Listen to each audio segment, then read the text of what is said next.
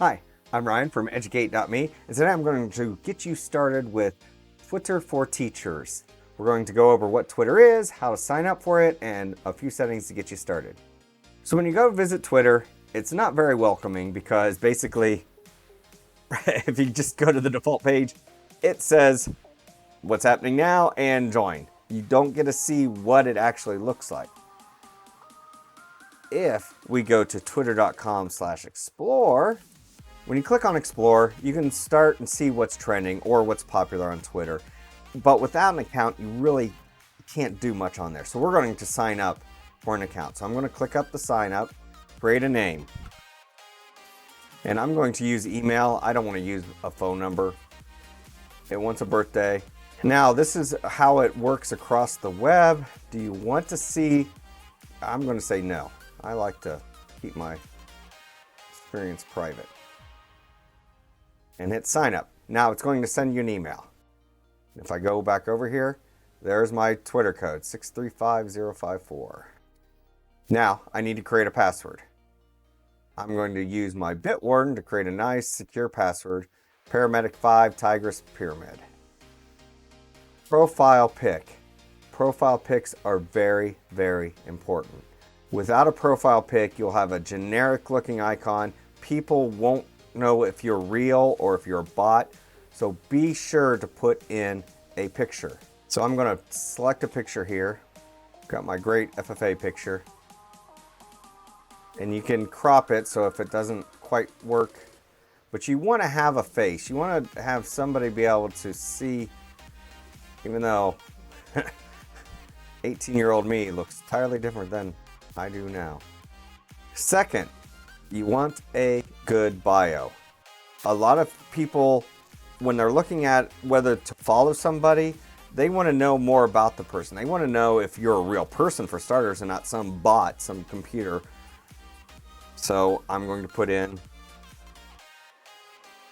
and you can put emojis in there if you want.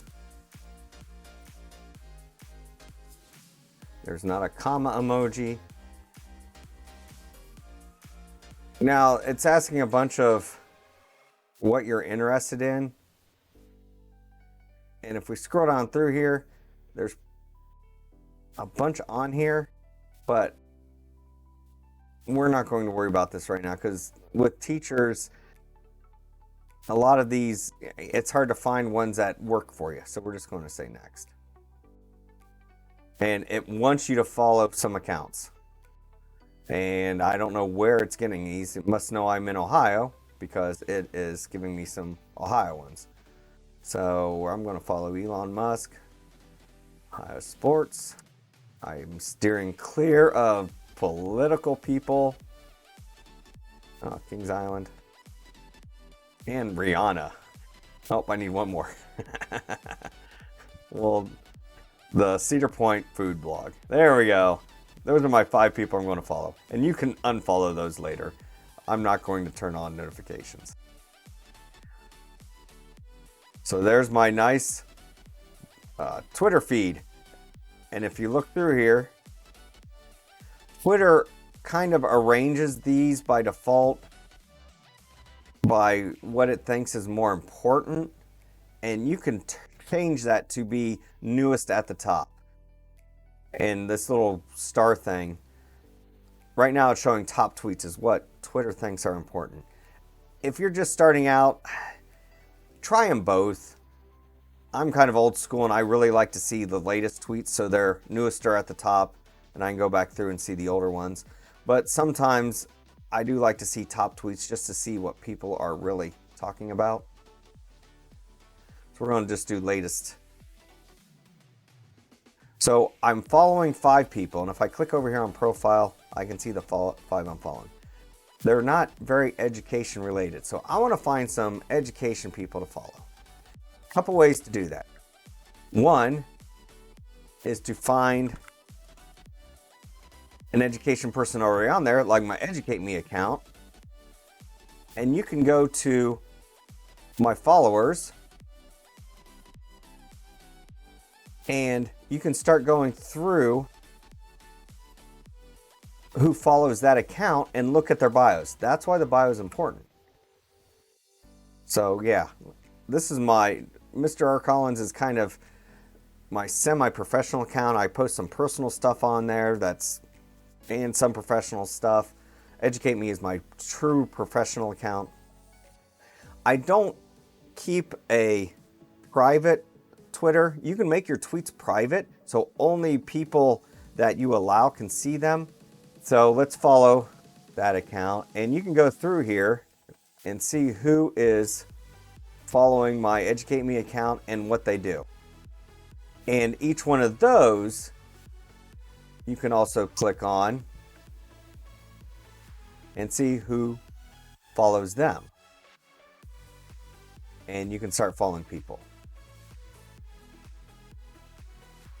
So now I'm following 11 people, and those people, their posts will start up right away. See, there's my latest post I did an hour ago. But some of these other people that I posted will also follow up. So as you find other people to follow, it kind of snowballs, because now I will start to get people following me because I followed them. And those will show up under notifications. Another way to find people is to search for a hashtag. If you're an English teacher, search for ELA chat. And you can see people that chat under the ELA chat hashtag. So we'll follow Keith here. Science. And you can find other people that teach science. Math. And there's a ton of people. So that's all I did, was use the search and then see which people tweeted underneath that hashtag. And a hashtag, let's do our first tweet. I'm going to click that little feather icon. My first tweet. I type my message. It's limited to 280 characters. And this guy right here will tell you, it'll start to turn red when you're getting to how much it can be. I can put a hashtag with it, and that's simply, and it will pop up if other people are using that. It's simply that # with a single word after it, or multiple words, but they have no space in it. That's a tweet. That's all you have to do. You can add pictures and this other stuff, polls, but we're not going to worry about all that yet. And don't worry about this add button yet. We just want to start out. So now I'll tweet that. And if I go to my profile, you'll see my first tweet's up there. So we covered creating an account, we covered tweeting, we covered switching your tweets, how you view them, and we covered searching for different hashtags so you can start looking and finding people to follow.